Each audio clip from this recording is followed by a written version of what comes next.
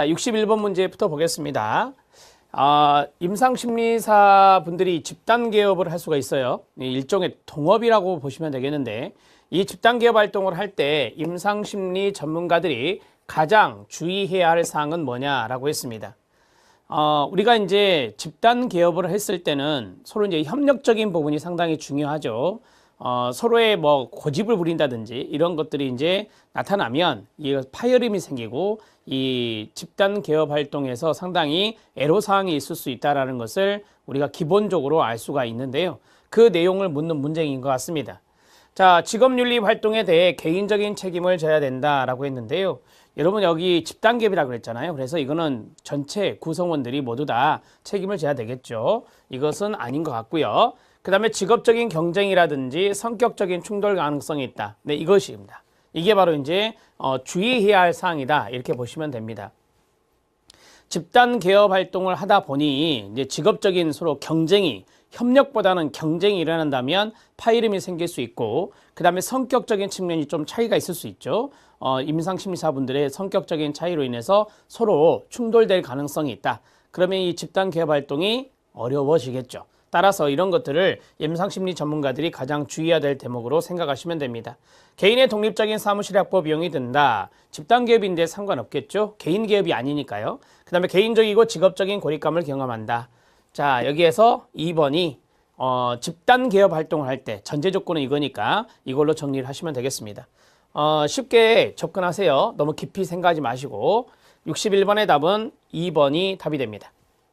자, 62번 문제 2011년도에도 나왔던 것인데요. 두뇌 기능의 국제화에 관한 설명으로 옳은 것은입니다. 자, 두뇌 기능의 국제화가 나왔는데 우리가 이제 좌반구가 담당하는 기능이 있고 좌반구가 담당하는 기능, 우반구가 담당하는 기능이 있습니다. 서로 반대편의 신체 운동 기능을 담당한다는 걸 알고 계실 겁니다. 그리고 분석적인 측면, 분석적인 능력은 바로 이제 좌반구가 담당을 많이 하고 우반구에서는 전체적인 내용들, 전체적인 분석을 할 때는 우리가 이제 우반구의 역할이다. 이렇게 이야기하고 있는 것이죠.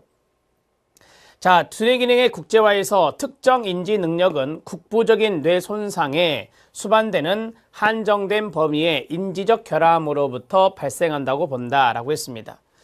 자, 우리가 이제 여기 밑에 브로카 영역과 베르니케 영역이 나와요.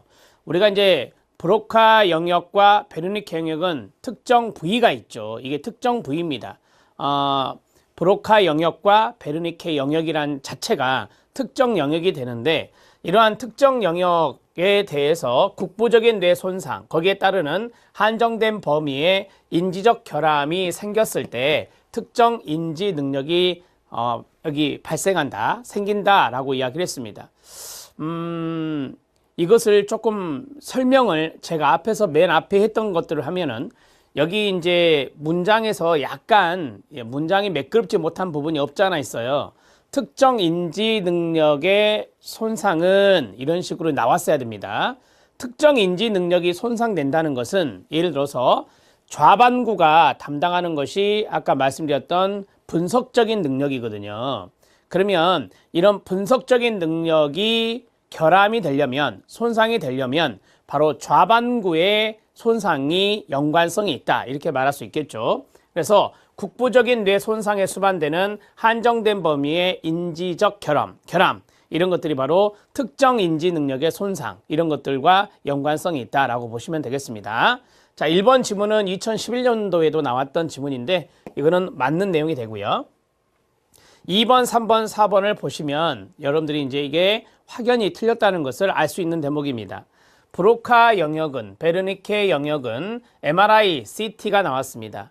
우리가 이제 두뇌라고 했으니까 그래서 두뇌 촬영, 방사선 촬영을 생각하시면 되겠습니다. 좌반구 축두엽 손상으로 수용성 언어 결함과 관련성이 있다. 자, 이거는 브로카 영역이 아니라 이거는 베르니케 영역이다. 이렇게 정리할 수 있습니다. 베르니케 영역이고요. 그 다음에 세 번째, 좌반구 전두엽 손상으로 표현 언어 결함과 관련된다. 이게 바로 브로카 영역이다. 이렇게 보시면 되겠습니다. 여러분들이 이 수용적 언어라고 하는 것이 있고 표현 언어가 있잖아요. 수용적 언어는 이해하는 겁니다. 이해하는 거고 이거는 말 그대로 표현하는 거예요. 우리가 언어를 상대방의 언어를 들어서 이해하는 것이 있잖아요. 그 이해하는 것을 수용성 언어라 하는데 그 수용성 언어의 결함은 바로 베르니케의 영역의 손상이다. 그 다음에 우리가 언어를 표현하잖아요. 이 표현에 어려움이 있는 것은 바로 브로카의 영역의 손상이다. 이렇게 정리할 수 있다는 겁니다. 자, 그러면 이것을 좌, 그 다음에 측, 그대로 갈게요. 그 다음에 배수 이렇게 외우시면 돼요. 그 다음에 좌, 그 다음에 전, 그 다음에 브로카 영역, 부표 이렇게 정리하셔도 돼요. 일종의 좀 암기 문장처럼 말씀을 드렸는데요. 좌반구, 축두엽, 베르니케 손상은 수용성 언어. 좌반구, 전두엽, 브로카 영역은 표현성 언어. 이런 식으로 정리를 하시면 좋다 이 말입니다. MRI와 CT가 개발되었죠. 기능 문제 확인에는 외과적 검사가 이용된다? 아닙니다. 외과적 검사보다는 외과적 검사는 우리가 이제 보통 침습적인 방법을 많이 쓰는 것이잖아요. 자, MRI와 CT 이런 것들은 기능 문제 확인할 수 있습니다. 자, 우리가 이제 제가 해설에도 다 달아드렸지만 우리가 음악을 듣는 것이나 아니면 음악적인 뭐 교향곡을 듣는다든지 어떤 말을 듣는다든지 또는 어떤 아무 소리도 듣지 않는다든지 이러한 것들을 좀 비교를 해 보려면 그때 촬영을 해볼 수 있어요. MRI 촬영. 예를 들어서 MRI 촬영을 통해서 두뇌를 보면 그 두뇌가 다 모두 다 틀립니다. 두뇌 그 방사선 사진이. 그렇기 때문에 기능 문제가 있느냐 없느냐, 기능에 문제가 있느냐 없느냐를 확인하기 위해서 뇌 촬영을 해볼 수 있다라고 하는 거죠. 그래서 이 MRI, CT가 이용된다, 이용 가능하다 이렇게 보시면 됩니다. 자, 62번의 답을 1번으로 처리하시면 됩니다. 62번 문제는 체킹해 주시고요. 2011년도에 나왔었지만 여러분들이 이 내용은 또 출제가 될 겁니다. 잘 알아놓으시기 바랍니다. 그대로 출제된 겁니다. 자, 그 다음에 63번 문제 들어가도록 하겠습니다. 정신분석 치료의 주요 개념 및 기법과 가장 거리가 먼 것은 쉬운 문제죠. 정신분석 치료의 전이, 트랜스퍼런스, 저항, 그 다음에 훈습 이런 것들이 키워드가 돼요. 과제는 여기 해당되지 않습니다. 전이는 무의식에 있는 것을 의식 영역으로 끄집어내는 것을 전이라고 하죠. 자유현상 기법에 의해서. 그 다음에 전이가 일어날 때 대부분 저항이 나타나죠. 그 다음에 우리가 반복적인 과정을 거쳐서 더욱더 잘 통찰하고 또 실생활에 확대해보는 이러한 과정을 거치는 것이 바로 훈습이다. 이렇게 말할 수 있습니다. 훈습은 반복적인 과정을 거치는 거예요. 그래서 더욱더 잘 통찰할 수 있도록 도와주는 그러한 기법이다. 이렇게 보시면 되겠습니다. 답은 3번입니다. 자, 이 문제는 뭐 심리상담에서도 많이 배우시니까요. 64번입니다. 이것도 나왔었던 거죠. 근육 긴장을 이완시키고 심장의 박동을 조정하고 혈압을 통제하는 훈련을 받는 것을 무엇이랍니까? 그렇습니다. 바이오 피드백이라고 하죠.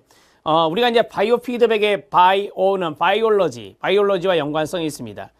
생체학과 연관성이 있는 거 아닙니까? 그래서 근육 긴장 이완하고 심장 박동 조정하고 혈압을 통제하는 이런 것들을 우리가 바이오 피드백 훈련이라고 이야기할 수 있습니다. 이거는 여러 번 나왔던 거니까 여러분들이 충분히 풀 수 있을 것 같습니다. 근육 긴장 이완, 심장 박동 조정, 혈압 통제 이런 것들이 바로 바이올로지를 생각해 볼 수 있는 내용이다. 이렇게 보시면 되겠습니다. 생체 리듬을 조절하는 것이다. 이렇게 보시면 되겠습니다. 자, 64번의 답을 1번으로 처리했습니다. 65번 문제 들어가도록 하겠습니다. 자, 65번 문제는 아동 또는 청소년의 폭력 비행을 상담할 때 뭐 심리 상담에도 나올 수 있겠네요. 부모를 통한 개입법으로 가장 효과적인 것은 뭐냐라고 했습니다. 이 문제는 여러분들이 충분히 맞출 수 있는 겁니다. 자녀가 반사회적 행동을 하면 심하게 야단치게 한다. 바람직하지 않습니다. 사회에서 허용되는 행동을 보이면 이 폭력 비행을 하는 아동이나 청소년이 그럴 때 일관되게 보상을 주도록 한다. 네, 좋은 겁니다. 쉽게 말씀드리면 행동에 수정이 일어났다면 보상을 해줘라. 일관되게. 가족 모임을 열어서 훈계를 하도록 한다. 좋은 방법 아니고 폭력을 휘두를 때마다 부모가 자녀를 매로 다스리게 한다. 이것도 좋은 방법이 아니죠. 자, 65번의 답을 2번으로 처리하시면 됩니다.